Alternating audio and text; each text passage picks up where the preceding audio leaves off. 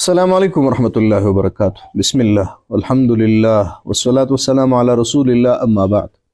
په سوشل میډیا باندې او خصوصا په ټیک ټاک باندې ځینې اسلام پال مبارزین لګیا دي د مخالفینو سره، یا هغه خلک چې ملحدان دي یا هغه څوک چې ملحدان خو نه دي خو د اسلام پالو مخالفین دي، د هغوی سره بحثونه او مباحثې مناظرې مناقشې کوي. زمونږ خپل ملګري په دې کې شش و پنج کې دي چې دا بحثونه او دا مناظرې او دا مناقشې دا په کار دي که په کار نه دي. یو نظر دا دی چې دا نه دي په کار، ځکه چې هغه خلک ناپوهه دي، قناعت نه کوي او په دې طریقه باندې هغوی مشهورېږي. او دویم نظر دا دی چې نه، د دوی سره مباحثه په کار ده، مناقشه په کار ده او میدان پرېښودل نه دي په کار. ټیک ټاک کې ضرورت دی په ځای د دې چې فحاشي خوره شي، هلته په دغه بحثونو په دغه مناظرو باندې خلک دې ته متوجه کیږي او د نورو هغه فسق و فجور نه بچ کیږي او دا اوري.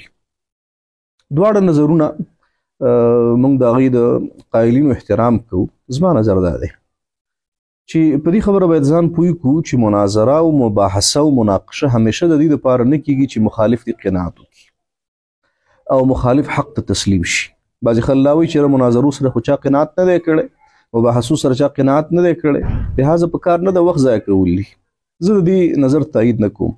مناظره کله کله رښتیا هم د دې دپاره کیږي چې اظهار د حق وشي او مقابل جانب هغه آماده شي دې ته چې قناعت وکړي او حق ته تسلیم شي. لیکن کله کله مناظره مباحثه مناقشه په دې خاطر باندې هم کیږي چې خصم دشمن ته هغه پړ کې او دغه د شبهاتو دغه د اعتراضاتو جواب وکړي، نو په دې سره به د حق غلبه وشي او ستا ملګري به مطمئن شي. داسې کیږي کله کله چې ته میدان ته مناظرې ته نه راځي، میدان د مناقشې ته نه راځي، دشمن په دې میدان باندې راځي، هغه خلکو ته شبهات غورځوي، خلکو ته اعتراضونه کوي، نو د هغوی د اعتراضونو د شبهاتو د منفي پروپاګنډې او د تبلیغ د اثرات وي چې هغه ستا ملګري متاثر کړي. په دغه اساس باندې دا مناقشې دا مناظرې کله کله د دغه مقصد دپاره هم کیږي چې د خپلو ملګرو اطمینان ورسره وشي، د هغوی تسلي ورسره وشي، د هغوی د زړه تسکین ورسره وشي.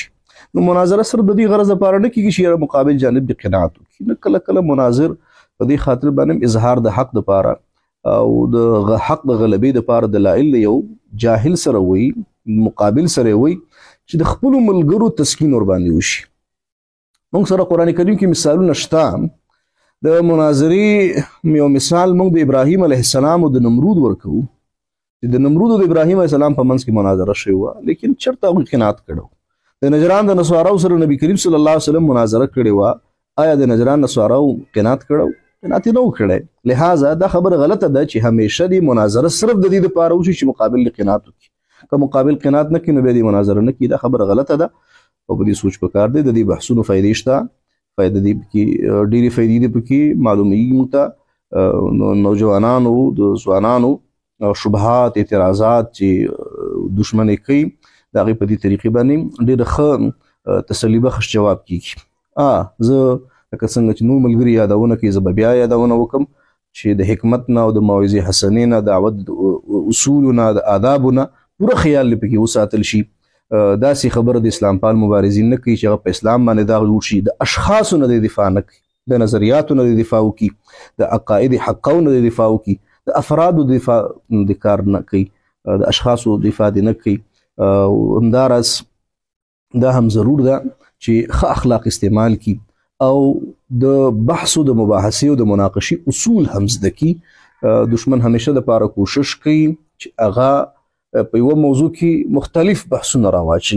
کوشش دا کوي چې د سوال د ځواب نه وتښتېږي، یوه موضوع په بله موضوع باندې سره ګډه کړي، بحث پراخ کړي، اوږد کړي، تیت و پرک کړي، اصلي موضوع ورکه کړي. کوشش دا کوي چې ځان پاتې رانولي. نو د ټولو چالاکیو ته هم نظر کول پکار دي او هغه چل و فن زده کول پکار دي. د مناظرې د ټولو خبرو ته انشاءالله چې پام وشي، دا به ډېره فایدهمنده شي او دا به ډېره مثمره تمامه شي. او دا هم یادونه کوم چې الحمدلله ما چې څومره کتلي دي، ما سوا د یو نیم نه نور چې کوم هغه پوهان دي او په دې بخش کې کار کوي، مناظره کوي، مباحثه کوي، الحمدلله د هغوی اخلاق هم سم دي، هغوی توهین هم د چا نه کوي، حکمت هم کار اخلي، با دلیل هم غږیږي. الله دې نورم توفیق ورکړي. والسلام علیکم ورحمة الله وبرکاته.